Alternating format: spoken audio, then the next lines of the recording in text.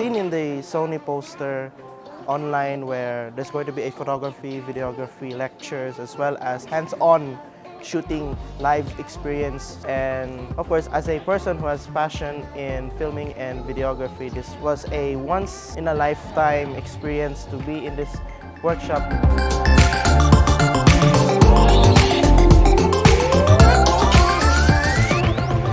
Since I am a beginner photographer, so I just want to learn the basic about photography, and also maybe soon I just want to learn also about videography. I am thankful that hindi lang focus sa Sony user, but you also included other camera users.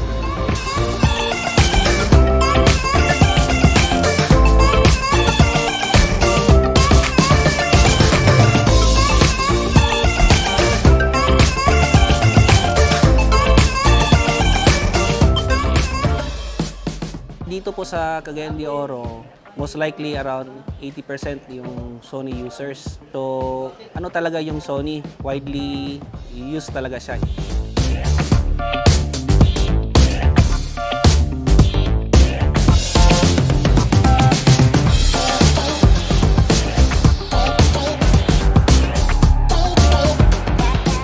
To Sony, maraming salamat sa ganitong opportunity. Malaking bagay ito sa amin. Thank you po for this opportunity for us, and thank you for imparting your knowledge for today's workshop. So first of all, thank you Sony for this opportunity.